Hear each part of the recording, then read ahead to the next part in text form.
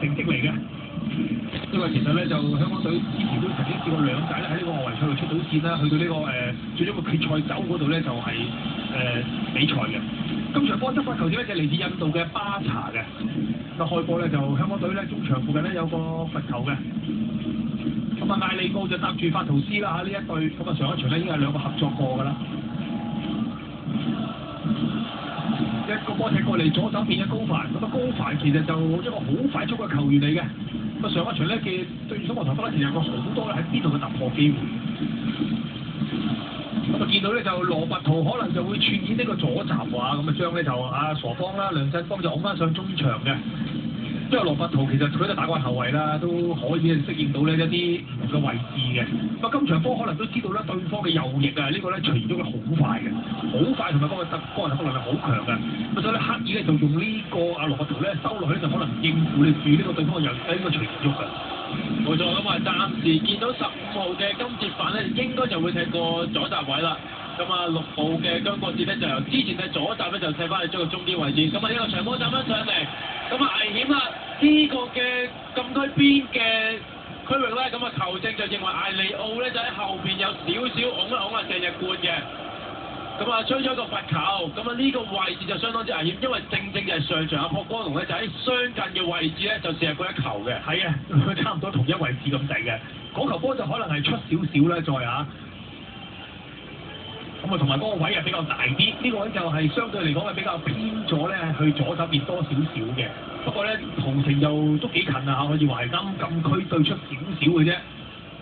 咁啊，艾利奧頭先呢個波就有少少即係收唔到掣啦，撞埋對方嘅背脊嗰度。咁啊，球證覺得佢從後撞人嘅。咁啊，上一場入過罰球嘅朴光龍，咁啊好大機會咧都會由佢咧就繼續咧去處理啦。因為順開嘛，上一場咧就對住呢個關島咧就俾佢入嗰個靚罰球嘅。你都見到咧就阿姜國哲啦同埋朴成哲咧兩個喺度，咁啊大家咧就傾下偈，可能都係做一啲騷擾啦嚇，影響下香港隊球員嗰啲視線啊，或者係咧就準備嘅情況。睇下會唔會朴光龍射啦，定係有啲戰術嘅變化咧？好啦，走過真係朴光龍喎，咁但係呢個波咧就射唔中嘅。咁啊，亦都係偏離咗目標咧，就係2至3個嘅波位啊！咁啊，其實咁近禁區，你話射一個又急墜又角度好刁鑽嘅話，其實都係相當之難嘅。咁啊，見到香港隊嘅人序都相當之一致地跳起啦，因為都知道佢射高波，希望可以增加佢嘅難度。因為呢個波好大機會都係會射近處㗎啦，因為個波比較邊啊，如果射遠處咧好難嘅。好啦，迪士尼呢個波一個直接比落去，但係我都唔夠力啊嚇，咁啊比唔到咧就上場啊，咁啊大四喜嘅艾力士啊，咁啊艾力士都算犀利啊，咁上一場咧對住中華台北咧頭頂腳踢就個人連中4元嘅，大四喜啊上演咗一幕，咁啊見過咧就真係暫時嚟講咧就喺呢個咧四體波度遙領前啦，可以話係啊，因為咧打咗2場比賽咧入咗6球波啦已經係。冇錯，咁亦都係一個好個人紀念嘅紀錄啦！9次代表香港隊上陣咧，咁啊射入咗9個入球咁多啊，咁啊相當之犀利。咁啊睇下今日艾力士繼續可以咧幫香港隊爭取入球啊！陳小勁即使係一個電話會唔會扯出咧？扯落點唔錯嘅，咁但係好可惜咧，呢邊嘅門將就快一步，就係李國明接收沒收咗先。呢個波其實彎埋佢個落點唔錯㗎嚇，咁啊但係可惜咧就啱咧就比較係貼門咗少少。佢呢邊啊羅拔圖犯規喎，但係嗰邊好快喎，全喐即刻就開波啦，都唔理你咁多啊！好啦，呢邊就哇又從後攔截啦，法圖斯呢次係撞跌咗喎，佢撞跌咗咧就阿朴光龍嘅，不過球證就冇出罰啦。再有高波吊上嚟前面有越位就即刻褪翻，唔會追，俾後面冇越位嘅走埋嚟追。咁本來都追到喎呢個波嚇，但係可惜咧立波喺就立唔到啊！見到咧就呢個鄭日冠啊。冇錯，咁啊見到啊葉鴻輝都提一提啊法圖斯啦，咁啊法圖斯諗住係冇人埋嚟嘅時候咧，咁啊葉鴻輝提一提佢咧，咁啊好彩咧就追到埋嚟就出咗界，即使你再抌翻上嚟，咁啊趙琪就頂唔到嘅，咁啊呢邊咧加一腳解圍先咧就係金國範啊。今場波其實朝鮮嗰個打法咧，可能佢都係偏向比較可能係防守性啲啦，比較穩陣啲啦，可能就打一個類似係3-5-2或者5-3-2咁嘅陣式。我都係咧就希望喺個防守上做好啲先，因為咧暫時我哋打2場波咧冇失過波嘅，咁啊反而香港隊咧就打咗2場波都有失波啊，都失咗咧就各自失咗2球，加埋失4球波咁多。即係對手就一樣㗎啦，大家對咧就對呢個關島同埋中華台北，咁但係香港隊入波多啦，但係失波都多。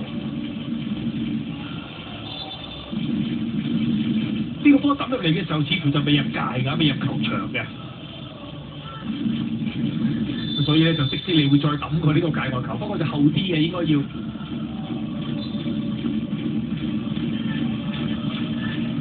好啦，都係向前抌。咁但係首先咧就俾阿金切凡就整翻出嚟嘅。呢邊係鄭日冠，俾翻中間。哇！呢邊咧就亦都見到金國凡一攞咧，即刻見到阿黃洋瞓埋去喎，瞓甩咗嘅新組。跟住咧就有傻波俾上嚟前邊，咁但係咧亞力士啊等波啊，俾對方即刻飆甩咗。咁啊見到咧就其實朝鮮咧見到打咗兩輪之後咧，即係睇翻佢咧個體能咧好充沛，同埋個打法好硬淨嘅。所以香港隊咧就即係呢方面咧都要準備得好啲先得啦，因為對方嗰啲逼搶好快。冇錯啊，咁啊始終朝鮮不嬲都係一隊好機動嘅球隊啦，同埋最重要就係佢哋兩仗其實都冇換過任何一個正選球員，直至到去第三場今場咧先話因為戰術需要咧。就抽起咗個中前場嘅球員，就擺翻一個防守性啲嘅球員。睇下呢邊直先啦，郭光龍攞到嘅，咁啊連隨咧就左腳嚟個施射，咁就唔中目標嘅，而且角度比較窄啦。咁啊，但係亦都要小心佢呢啲咁嘅入攝咧，因為呢個球員有身形之餘咧，亦都係具速度嘅。好簡單喎，見到咧就喺呢個朝鮮啊，一攞到波咧就望住兩個前鋒啊。因為鄭日冠同埋朴光龍咧睇落去都係快速啦，同埋都係特別朴光龍咧幾有身材嘅一位球員嚟㗎啦，好高大㗎嚇。咁啊鄭日冠就比較快啲，即係佢比較可能係身材細粒啲，但係咧就好快嘅速度，同樣都係。咁啊再加埋右邊嘅阿徐延旭啦嚇，呢三個咧就應該都會係朝鮮今場比賽咧進攻嘅主力嚟㗎啦。咁另外你話好似阿金國範啊或者係霍成志呢兩位中場咧，多數都係中間咧做嗰啲比波啊或者係防守工作嘅啫。咁所以咧，香港隊要留心咧，頭先所講嗰三位對方進攻嘅球員啊，因為對方真係好簡單，你睇呢啲波啊，一攞到波咧就即刻向前踢或者向前望咧，就放啲長波去香港隊嘅後防嘅身後邊啊，都唔係第一次出現過㗎啦，已經係幾次咁嘅情況㗎啦。張國傑試抌落去底線，想話抌俾咧打左邊啊，呢場波打正選嘅金鐵凡啊，咁但係呢個波咧因為俾對方壓咗個位先啊，咁啊佢又夾硬想出到出。